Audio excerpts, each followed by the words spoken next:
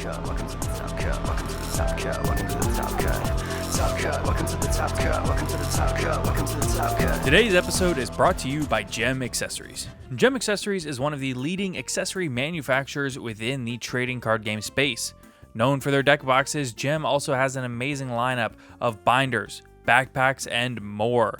Some of our personal favorites include the new KLRZ Icons deck boxes, the Secrets binder, and the Jaguar and Puma backpacks.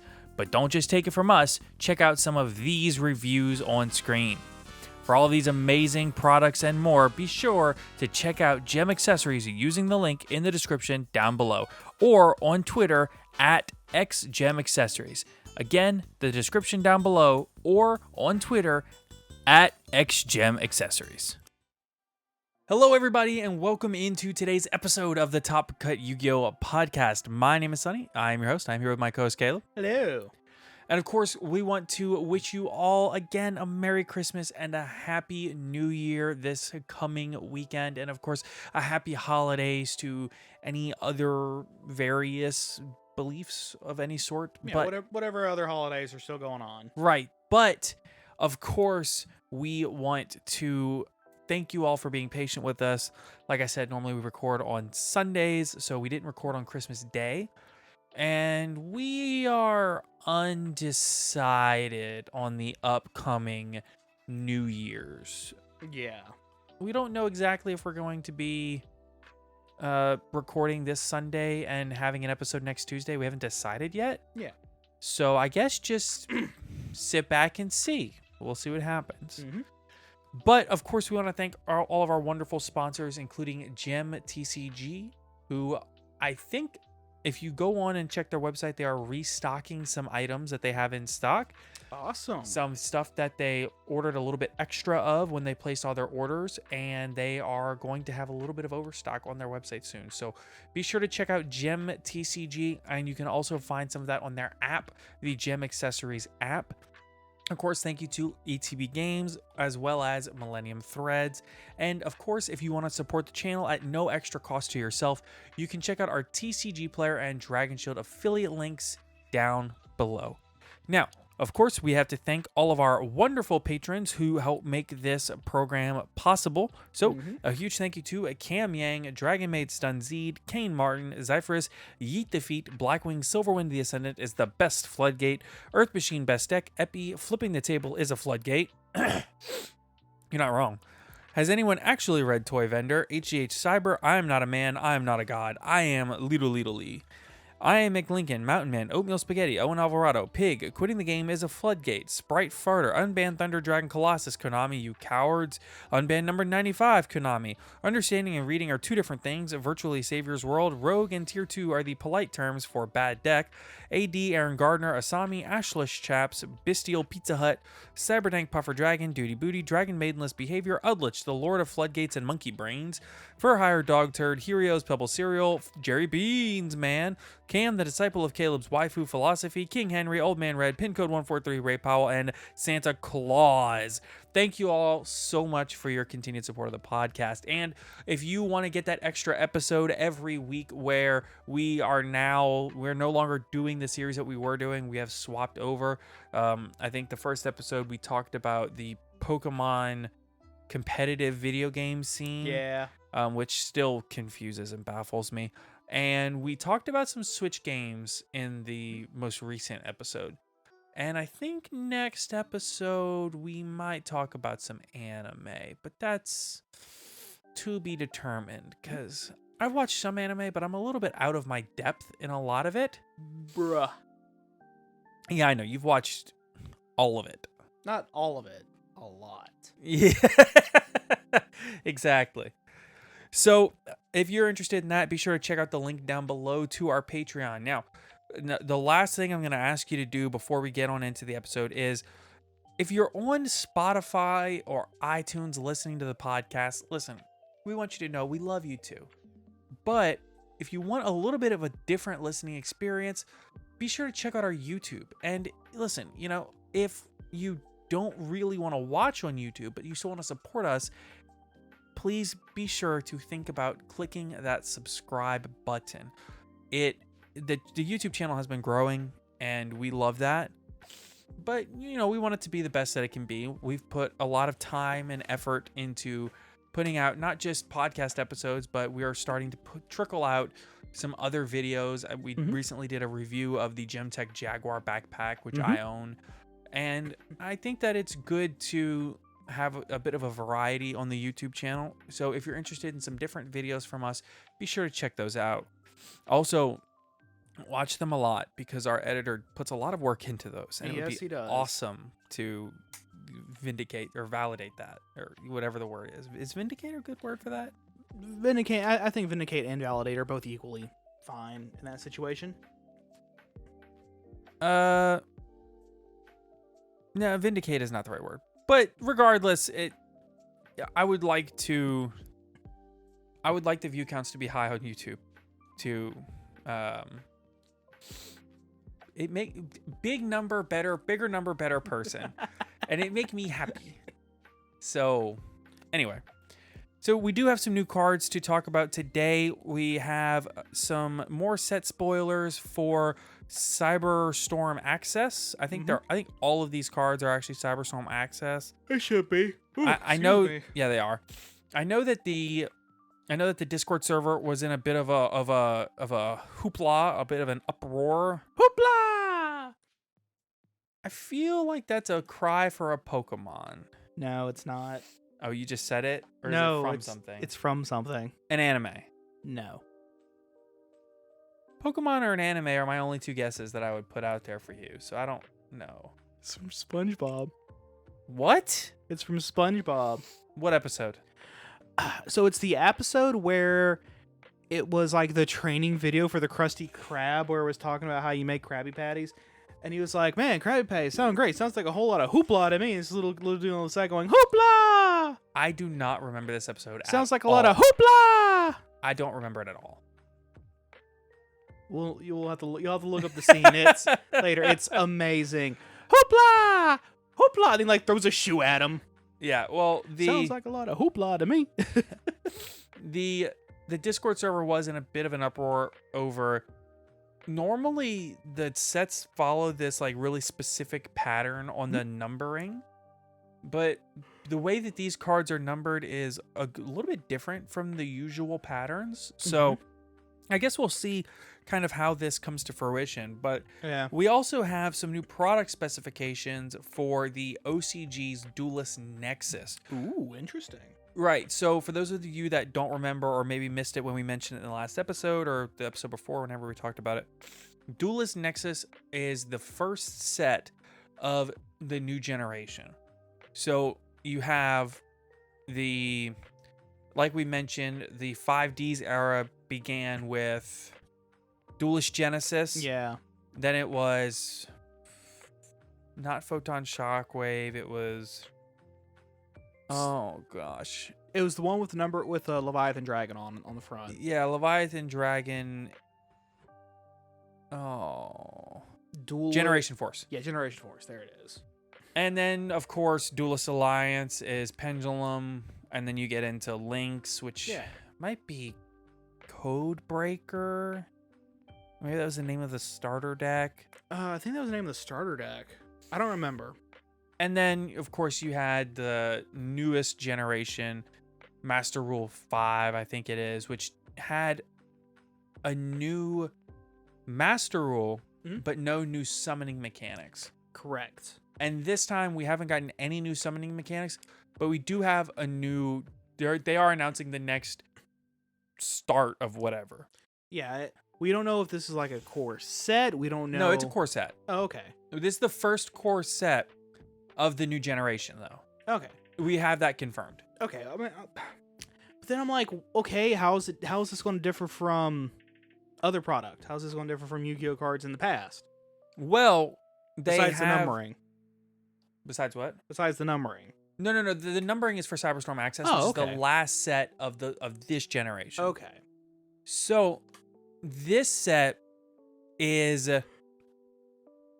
So it says it's the first core booster of the OCG's fiscal year 2023. Okay. And they're replacing the prismatic secret rare with the quarter century secret rare, Oh, okay. which we talked about. Yeah. And starting in this set, they're putting more ultras and supers. Oh. Right. So here they're going to have 9 ultras, 11 supers, 19 rares, and 41 commons. And ultra rares can also come in ultimate rare in this. Now, the OCG never really got rid of ultimate rares like we did, I don't Yeah. think. No, they didn't. They kept going. But I think that the big thing to think about here is that in the OCG, changes generally translate to here. Now, it won't be exact one for one changes, but We'll see something similar. right. And I think that the thing that you really need to think about the most is there's another thing that changes each new generation that most people overlook. It started with the Lost Millennium. They changed up all of the ultra and super and secret rare ratios. Yeah. And they've changed it every generation since, just about. So, for example, right now, we have 10 secret rares per set. But say in the era that we played in the most, which was the XYZ era, so from Generation Force to Duelist Alliance, I think it was only 8 secret rares per set. And at one point they had 12. Yeah, I think there was like one set that had 12 Yeah. So for But- whatever reason. generally, though, once they choose this ratio, they stick with it throughout an entire era. Another thing that we were very used to was there was 10 ultra rares per set and 10 ultimate rares per set. Yeah, I mean, the ultras and ultimates were the same cards. It was just a chance that one of your ultras was an ultimate instead. But during the Duelist Alliance era, Caleb, you might not know this because we got out the game before this happened. Mm-hmm. In the Duelist Alliance era, there was 10 ultras per set, but only 5 ultimate rares. Oh, So they chose a few of the ultras to be ultimates. to be ultimates. That's Yeah. how Shadal Construct got an ultimate rare. Okay, fair enough. Right, because there only half of them. So I don't know quite what the TCG is going to change once we get to Duelist Nexus, but I'm sure we'll find out around August of next year when we have a full set spoiler and confirmed rarities. Now, the thing that I'm most interested to see is duelists really love ultimate rares. Mm-hmm. And I understand that we haven't had them in core sets in quite some time.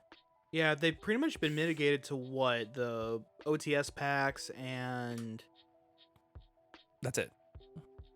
I mean, I think there's been 1 or 2 products that had them, but I'm probably misremembering. Not recently. Yeah. Now, in the past, there was, I want to say, a tin or a starter deck that came with because I know that there was a Dark Magician and a Blue Eyes that was ultimate rare, Yeah. and starter decks, those were guaranteed. And then there was a tin, I think, that had number 21 Giga Brilliant or whatever Yeah. Giga Brilliant no, is, it- and Gaga Magician. Yeah, I actually still have that tin in my house. Is it the 10? It's a 10, yeah. It was a Yusei 10 where it had like Junk Archer on the front. Junk Archer. Huh? Yeah. That doesn't make any sense. Yeah, you couldn't get Junk Archer out of it. They had Junk Archer on the 10. No way. Yeah. I remember complaining about it too when I got the 10. That's a crazy concept to me. It doesn't even show when I search Junk Archer 10. Look up No, it didn't have. No, that wasn't the 10 with the Junk Archer on it where you couldn't get Junk Archer out of the 10. That was a different 10. That was a Yusei 10. Well, this is a Yusei 10. The one with the Gaga? Well, no, I mean, it's just showing that there is a Yusei 10. Yeah, and it doesn't have Junk Archer. Oh, yeah, no, because there was a Yusei 10 that had Junk Archer on it, and you couldn't get Junk Archer out of it. But no, I do in fact still have the 10 at home, where they had the Gaga Magician in it, because I read the back and it said Giga Brilliant and Gaga Magician. Okay. 2013 Zexal Collection tin, which had Oh, it was the green Zexal one. Yeah. Zexal Collection. Yeah, like I said, I still have it at the house. It didn't have. It has the main character of the. Yuma? Yeah, it is Yuma. It actually is Yuma. No? Yeah, it's Yuma. Yeah, it's Yuma. Yeah. Yeah, it came with Gaga Magician, Gaga Bolt, and number 20 Giga Brilliant. Yeah. No, I got it for the Giga Brilliant. Yeah, because at the time Giga Brilliant was still like a played card. It was not great, but it was decent. I mean, at one time it was a great card, but It- that was before Xyz monsters had all the utility that they really came to by the end of the era. I mean, at the time your only other rank 3 options were number 25 Leviathan Dragon, Tim Tempo, Levier, and Levier. depending on the deck, Yeah, that was it. and Zen mains. And Zen Mines. Right, which sounds like quite a few options, but it's really not. Now, Giga Brilliant was mainly used at the start in Wind-Up and Inzektor decks. Because they would make him. So because Wind-Ups could loop, make him, and then just let him sit there until the end of their putting stuff on board, and then detach and give them all a boost. Right, so Inzektors could essentially do the same thing, where they kind of flooded the field a little bit quicker, and there was an OTK that you needed Giga Brilliant to do. Because you need that extra power, it made it 8100. Yeah, because it boosts everything, not just himself. Right, and because of Hornet, you could blow up a lot of stuff on your opponent's field, Opening them up. right, and then the Giga Brilliant would be the last push for game. Yep. Yeah, I don't know why I just remember that so vividly. Probably because Justin got us with it so many times. Yeah, and we couldn't stop him. Yeah, but I am interested to see if Duelist Nexus kind of changes the ratios that we have here in the TCG, Yeah, because surely it does.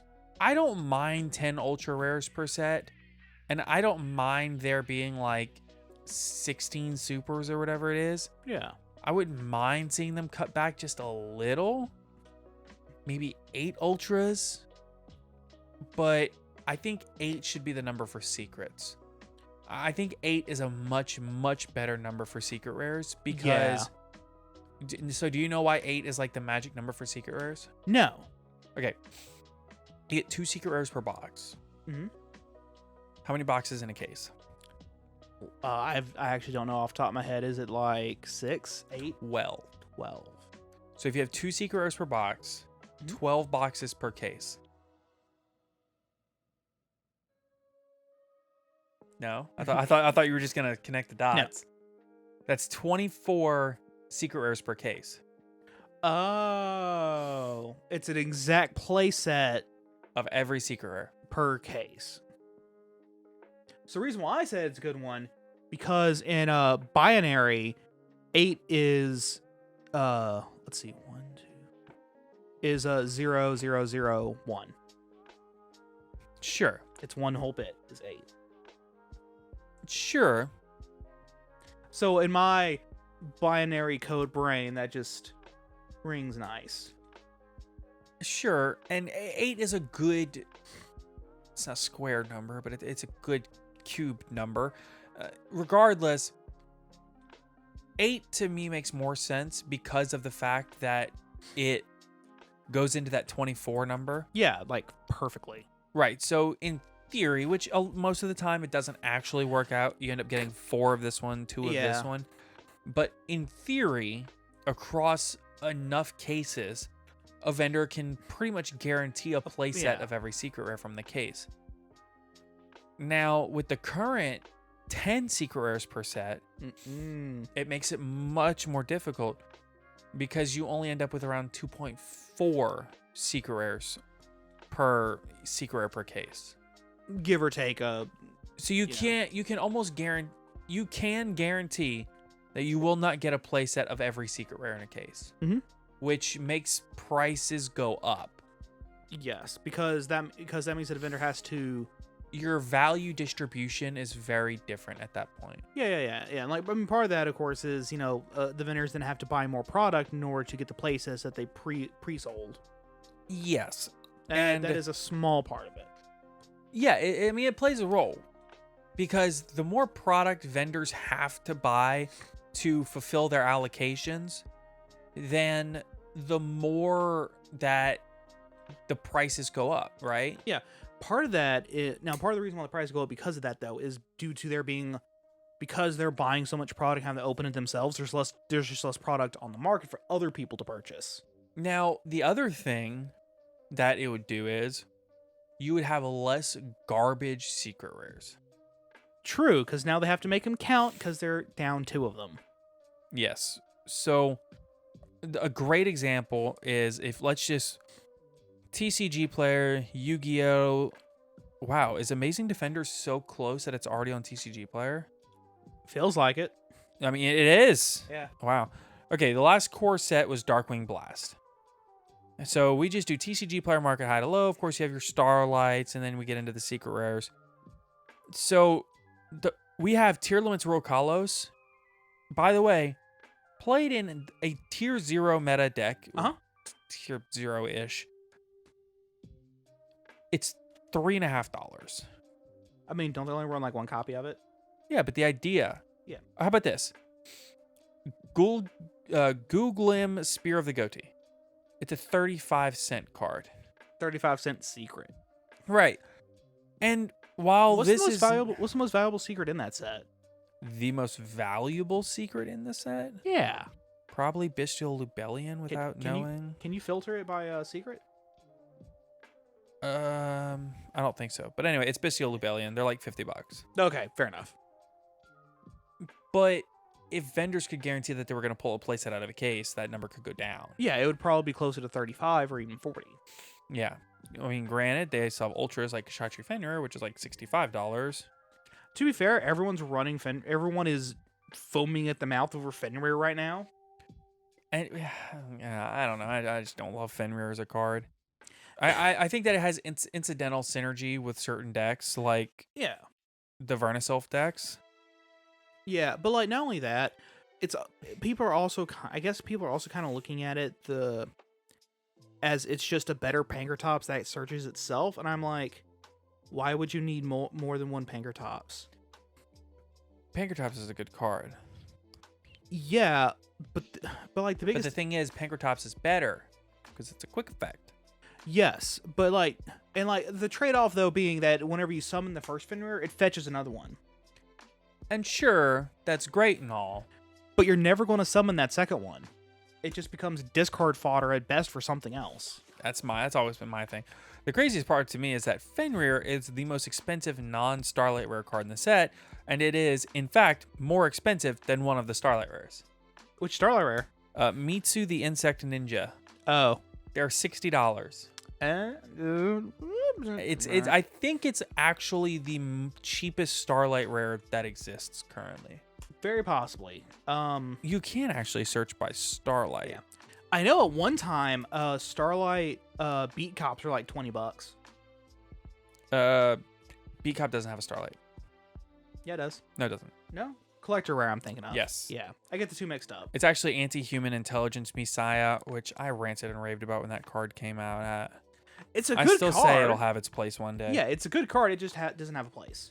Yeah. And then there's Floowandereeze and Snarl and Time Thief Perpetua and Bahalutia the Grand Radiance are all cheaper. But not by much. Yeah, by like $10 it looks like. It's crazy that 15. Anti-Human Intelligence Messiah Starlights are $45. Again, it's a good card with no place to go. If anybody wants to throw away $135, you have our P.O. Box address. It's in the description down below. I would love to get a playset of that card. It's a good investment, in my opinion. One day it'll have its place. I don't know where. I don't know when. I have confidence. Like I said, it's a good card. Just nowhere to go. But moving right along though. Okay. We spent too much time on that. Yeah, we did. The next thing that we're going to talk about is the January 2023 Forbidden and Limited list. So, this list will take effect January 10th. And starting from that date, you can obtain a dismantling bonus for the cards whose copies have been reduced. I think you forgot to specify this is for Master Duel. No, I definitely said it, but... I don't remember you saying it. It doesn't matter. I said it again. It's Master Duel. Yeah, this is for Master Duel. So, the changes that we have to the list are as follows. Supreme King Dragon Starving Venom has gone from 3 to 1. Block Dragon has gone from 3 to 1. Supreme King Dragon Darkworm has gone from 1 to 2. Predaplant Orphis Scorpio has gone from 1 to 2. Spellbook of Judgment from 1 to 2. Divine Wind of Mist Valley from 1 to 2. Sky Striker Ace Kagari from 1 to 2.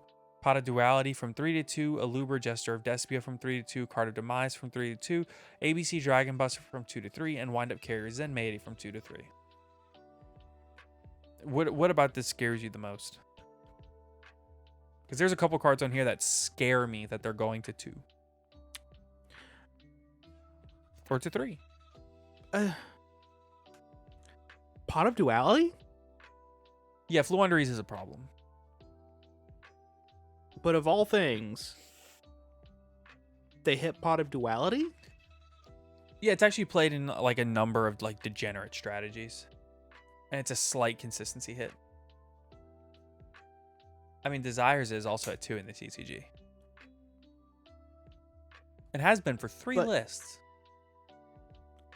But it's...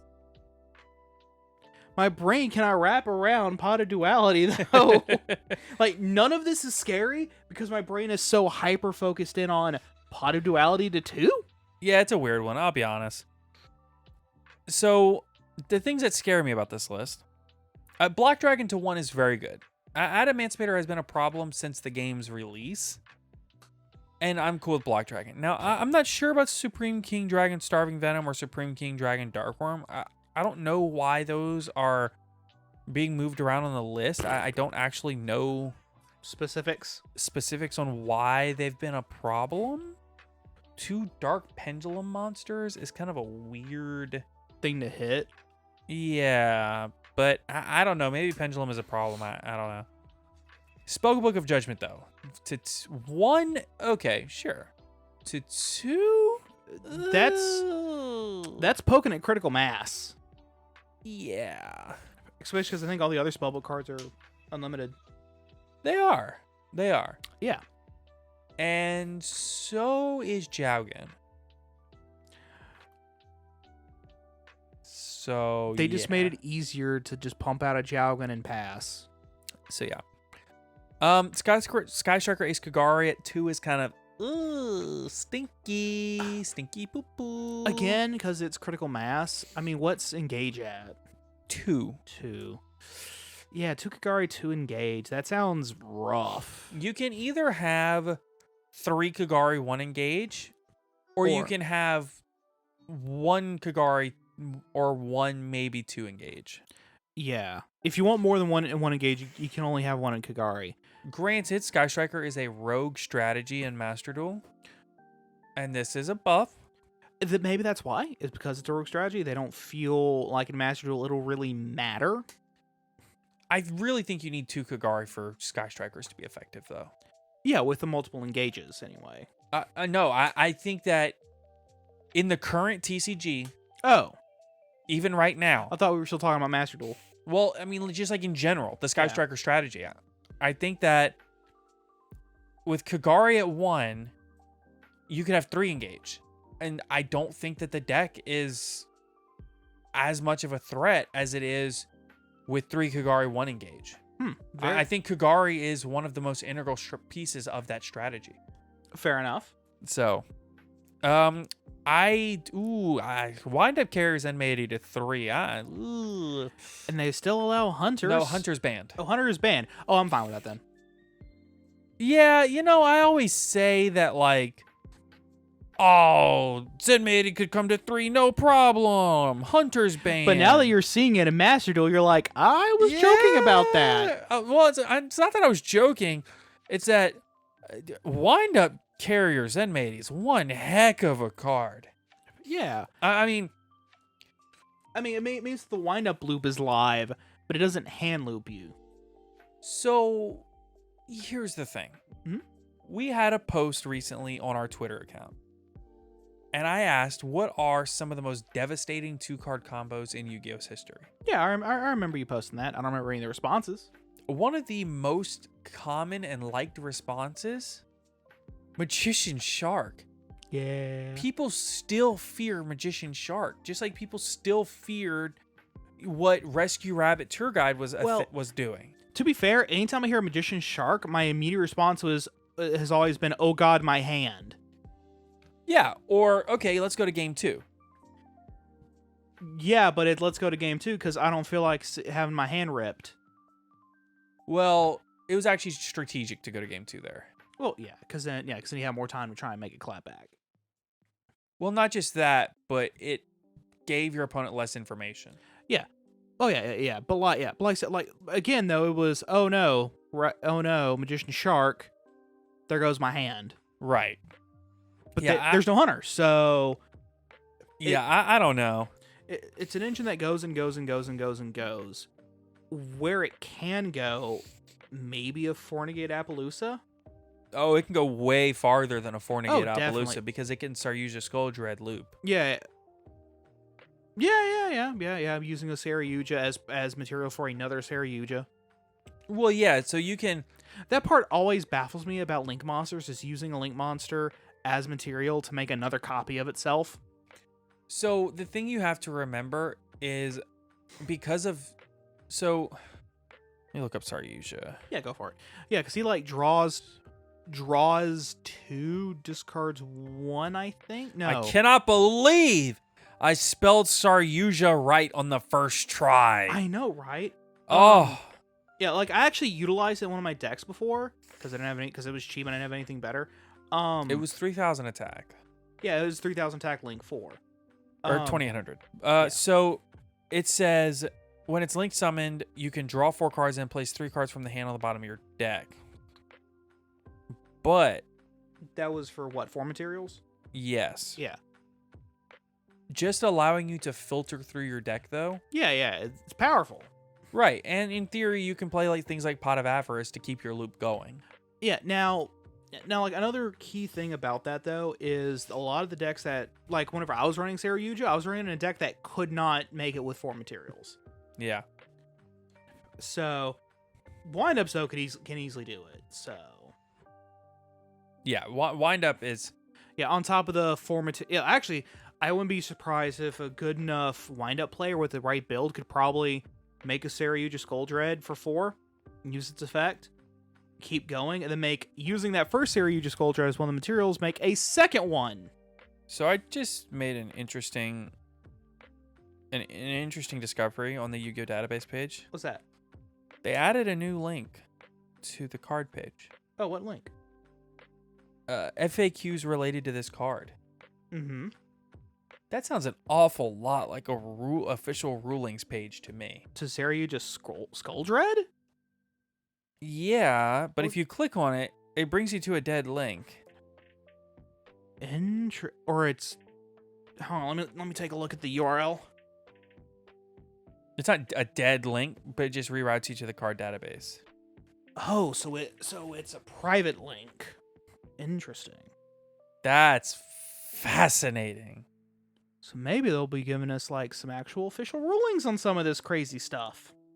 I mean, in theory, it looks like it's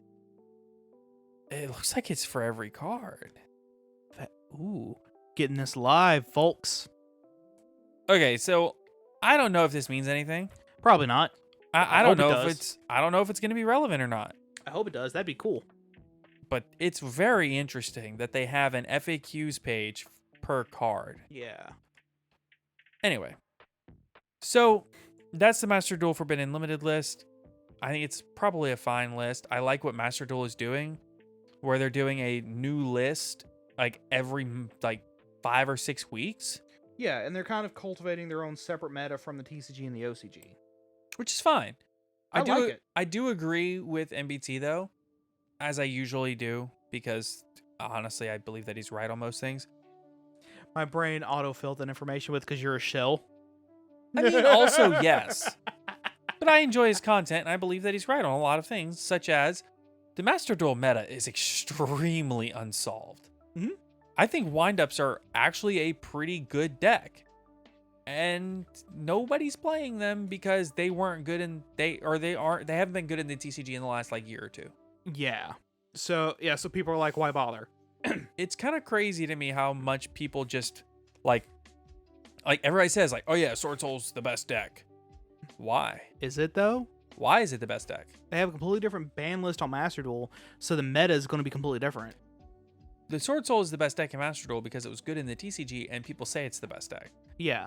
But Is that really true though? exactly? I don't know, man. Master Duel to me seems very unsolved. That's just me though. All right, so let's go ahead and talk about some new cards. We have gotten some new cards. We talked about these earlier. Let's go ahead and actually talk about them though. Heck yeah. So the first card is Amazement Dominator Arlecchino. Local Italian amusement park owner goes spanking mode. Ooh, I don't know about this. So this is a Psychic Effect Light level 7, 2600 attack, 2200 defense point monster. You can only use the first and second effect of this card's name each once per turn. 1.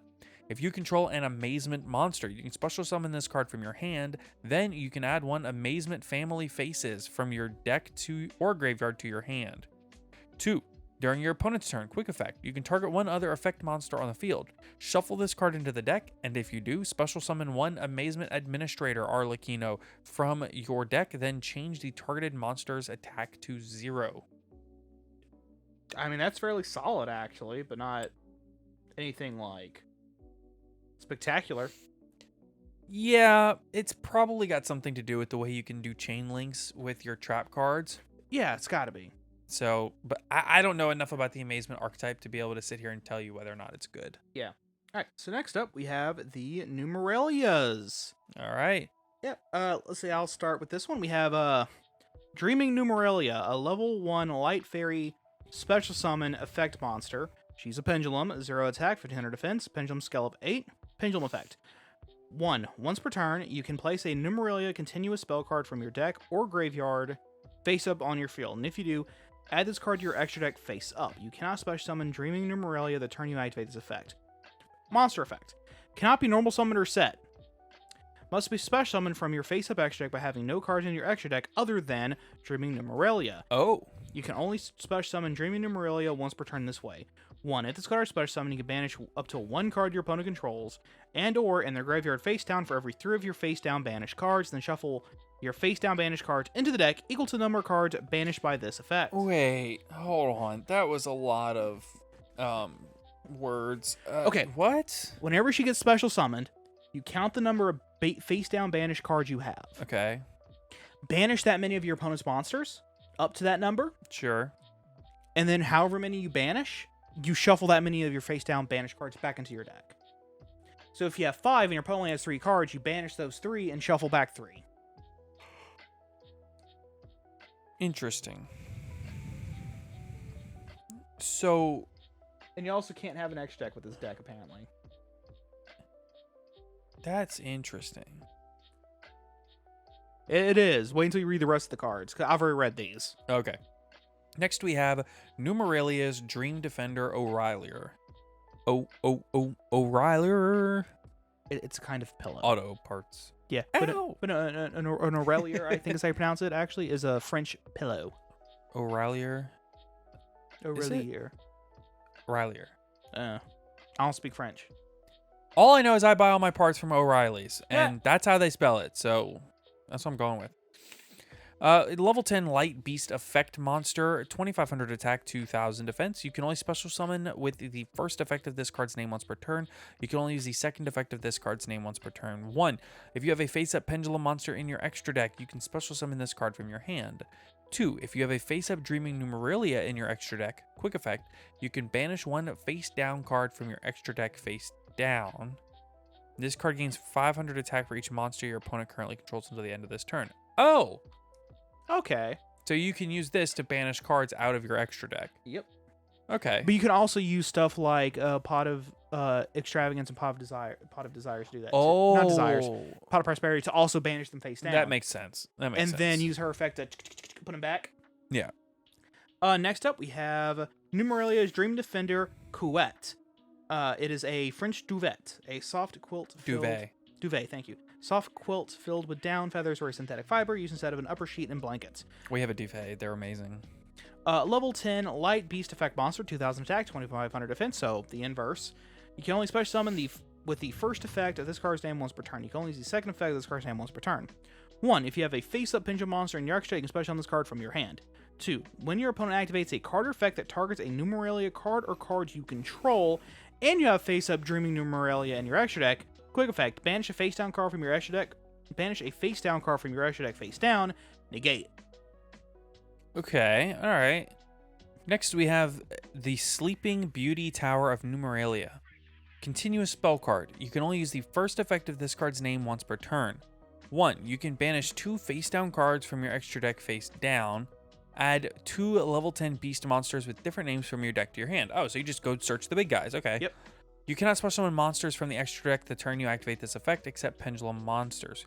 2. If a Numeralia monster or monsters you control would be destroyed by battle or an opponent's card effect, and you have a face-up Dreaming Numeralia in your extra deck, you can banish 1 face-down card from your extra deck face down instead. Interesting. 1 second, I'm looking up level 10 beasts. Oh, true. Because you can just add any 2 level 10 beast monsters. Yeah, with different names. Okay. Yeah. Could you go look on the database while I read this next card and just type in level 10 beasts? Sure. Now I'm curious what other things you can pull out with that. I will go, but I'm going to Dueling Book because it's easier. Fair enough. Fun fact: its Japanese name is a play on Mirage. Next card is Sweet Dreams Numeralia, a normal spell card. You can only activate 1 card of this card's name per turn. 1. Add 1 Numeralia monster from your deck to your hand. Then, if you have a face-up Dreaming Numeralia in your extra deck, your opponent cannot activate cards or effects with Numeralia monsters are normal summoned or special summoned for the rest of this turn. What's up? Andro Sphinx, Sphinx Telila, Thenan the Great Sphinx, which is the funny ones, and then Earthbound Immortal, Kusiyu, Fenrir the Nordic Wolf, Mayo Senju Dieback, and Mayo Senju Hitot. Huh. But just being able to search the Sphinxes is very funny to me. Yeah, it is. 2, this you can People playing the Sphinx decks rejoice. Yeah. Because now you can search out Thenan the Great Sphinx and Sphinx Delilah in 1 card. And Andro Sphinx. Yeah. 2, you can place this card from your graveyard on the bottom to the bottom of the deck, then target a Dreaming Numeralia control, add it to your extra deck face up. So, this deck has a whole lot of mechanics as lore. Basically, Numeralia goes to sleep. Her bed is your extra deck. Okay. And then you're thinning out the extra deck. And when the extra deck is all thinned out, she wakes up because her bed is gone. I was trying to piece it together in my head. And then resets up her bed to go back to sleep again. Okay. And then the 2 dogs are stuffed animals defending her from nightmares. Oh, okay. I thought they were just like dreams that she was having. So this is interesting. Yeah, I think mechanically it's really cool. I don't think it's actually good, but it's really cool. It is very funny. And this is something that I would definitely take to like a rogue or like casual tournament. Yeah, where it's like, it's just some friends messing around at a card shop. Yeah, it's very funny. Yeah. All right, next we have the World of Boundless Consciousness. So this is a new trap card. Okay. So normal trap card. 1. If Vicious Asteroid is on the field, target 1 card on the field, destroy it. Then if the original name of the card destroyed was Vicious Asteroid, you can special summon one of your banished Visa Starfrost. Otherwise, you can increase the level of 1 Vicious Asteroid you control by 1500 attack. Cool. Note, this card references, I'm not even going to try to pronounce No. You like doing the etymology of all of these cards. Here we go. Vinakayatana, the concept of balanced consciousness as one of the states of meditation in Buddhism. Say that again, but slower, so I know that you didn't just say something just to say it. Vinanankayatana. Vinanankayatana. Yeah, I guess that is right, but... So it actually looks like it's... Actually, the card art kind of looks like Visa's Starfrost, like all the different forms of Visa Starfrost have all just kind of collapsed in on each other and it's shattered. Yeah, it looks like his consciousness is shattering. Yeah. Maybe this is him splitting into the different forms. Maybe this is all the forms forcing themselves back together again. Who knows? I really don't like it when they put this much lore into one, like they put like 6, like the whole Albaz lore thing. I just don't care. Oh, I do. I like it personally. Yeah, and it's like the Sky Striker lore, the World Chalice. I just cannot bring myself to care about any of it. I like it, so And like I think it's very cool that people like it, and I think it's very cool that they do it. Is it weird though that I just can't bring myself to like really care that much about it? yes, it is. Fair enough. All right. Next we have Bestial Dispater. This one's yours. Yes. So the kanji reads Divine Beast of the Abyss Dispater. Level 10 Dark Dragon Synchro Monster. 3,500 attack, 3,500 defense. Materials: a tuner and one or more non-tuner dragon monsters. Okay. You can only use the first and second effect of this card's name each once per turn. 1. You can target a banished light or dark monster. Special summon to your field. That makes sense with the Bestials all needing you to banish a light or dark monster to special summon themselves. 2. When your opponent activates a monster effect, quick effect, you can target a banished card, shuffle it to the deck, then if you were that card's owner, destroy the monster. If your opponent was, negate the effect.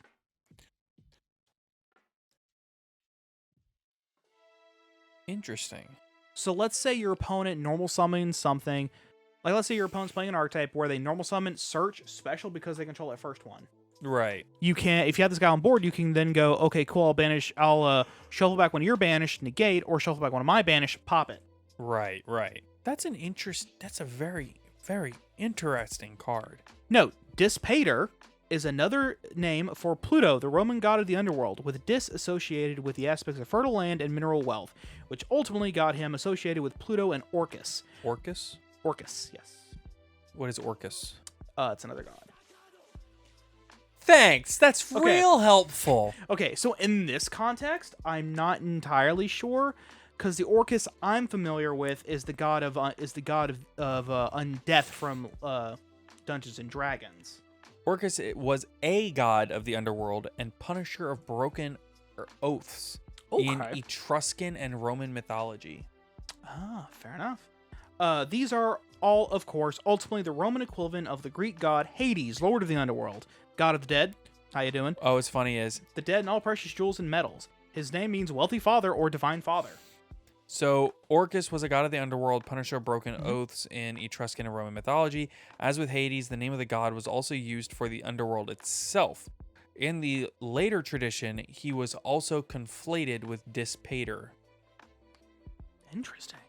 According to this, Dispater, otherwise known as Rex Infernus or Pluto, is a Roman god of the underworld. So I guess it's slightly different. Well, because Pluto was the Roman renaming of Hades. Right. Yeah.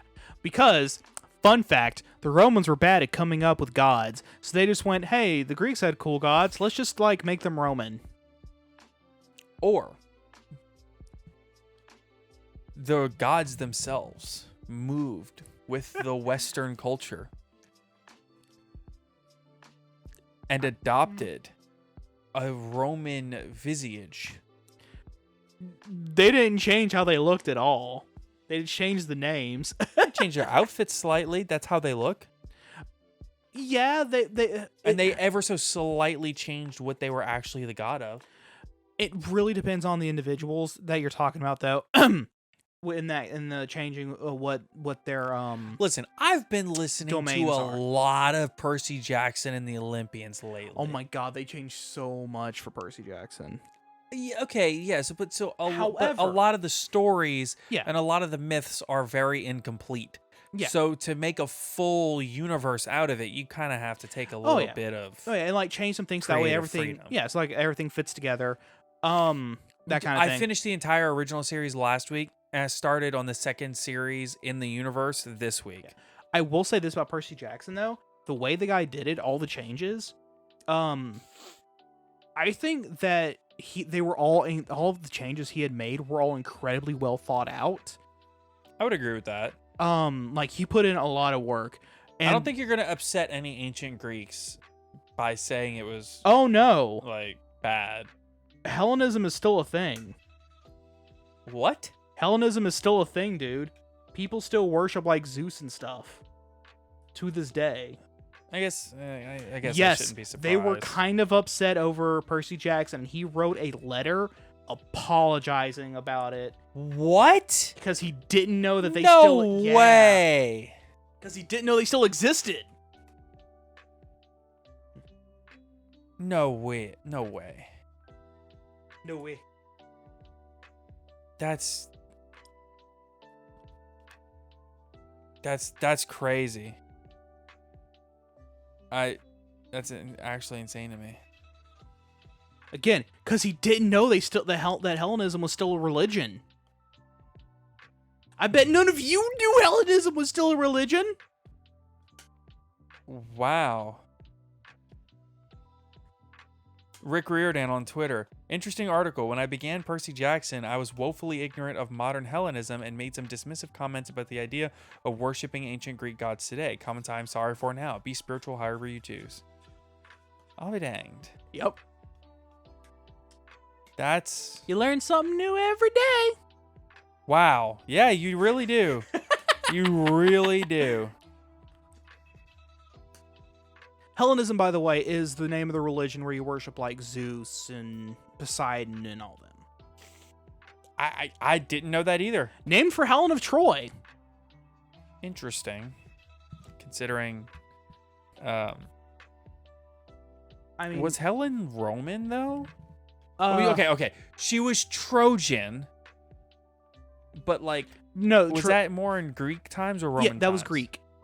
It was at the very end of Greek times, like right before the Romans. No, this was So somebody fled the Trojan War after Troy fell. Inoculus or something like that fled Troy, landed on the Iberian Peninsula, and founded Rome. yes. That was like one of the stories on how Rome was founded, Right. because the legend of Troy is in and of itself a story. Not necessarily. Yeah, that is true. Over the vast majority of it, yes. But Troy, as an actual city, Yeah, was in fact sacked. And destroyed. we think they haven't really found all of it yet. But Yeah, we found pieces. We found pottery. yeah, Referencing Troy as just a city. if I'm not mistaken, they've found the location where like Troy in theory should be. I watched a YouTube video about Yeah. this recently. Some guy that was like very gung ho about finding the lost city of Troy went to this one spot where it was supposed to be, and then dug through like 4 other ancient cities trying to get to where he thought Troy should be, and like Yep. destroyed all these artifacts. He was like, that's not Troy. Yeah, who cares? Yeah, and like, granted, this was like 100 years ago, and like archaeology as we know it today didn't really exist, but still, Yeah. interesting. Just it was like a hilltop, Yeah. where Troy was supposedly used to sit, and he dug like 80 feet into the ground. Yo, yeah. Through 4 other cities that were destroyed on that location, by the Yeah. way. Because 4 of them. Troy was like, it was like there was like 8 layers, and Troy was supposed to be like the 4th or 5th layer Yeah. from the top.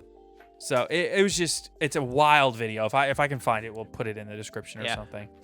But Listen, Greek and Roman history is interesting to say the least. Particularly, yeah, like some of their religious tales and their myths are also kind of fascinating. One of the most interesting parts to me is how all the gods are very human, yeah, very fallible, very like there's plenty of stories of Aphrodite, like one random dude out of nowhere saying, "Hey, my girlfriend's really hot. I think she might be as hot as Aphrodite." Infuriated Aphrodite to no end, and that's how we got the Gorgon. more or less. Because she got mad. So we do have a couple of mailbag questions. All right, let's go for it. Do you think Konami will ever errata older traps for archetypes into spells or quick play traps? No.